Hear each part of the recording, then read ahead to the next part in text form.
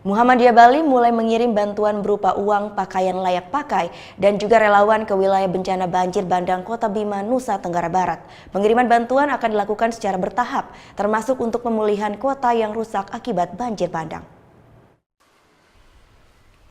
Bencana banjir bandang yang melanda Kota Bima, Nusa Tenggara Barat menyebabkan puluhan ribu warga mengungsi.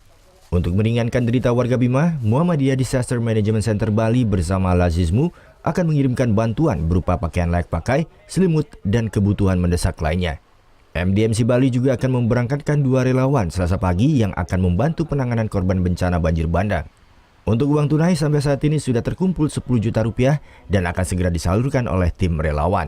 Tuan, ini baru tahap awal, insya Allah sementara kita akan menggali terus karena memang pemulihan itu diperlukan waktu dan dana yang cukup besar bagi saudara-saudara kita di Bima itu.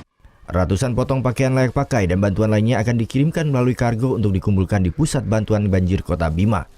MDMC Bali dan Lazismu akan terus menggali dana di masjid-masjid maupun sekolah Muhammadiyah untuk proses pemulihan Kota Bima.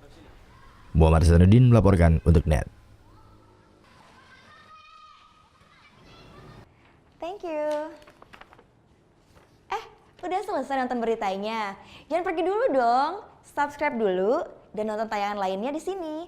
Subscribe, nonton lagi. Subscribe, nonton lagi.